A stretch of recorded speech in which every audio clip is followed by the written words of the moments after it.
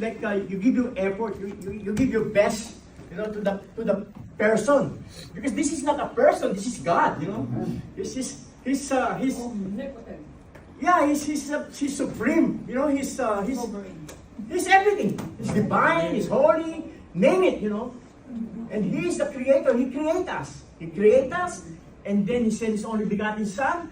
Then He died for us. Imagine that. And then now we're just there. Not giving our best to Him, Especially Sunday, the day of worship, the day of the Lord, right? See? That's why, how you can say you love God if you not glorify Him?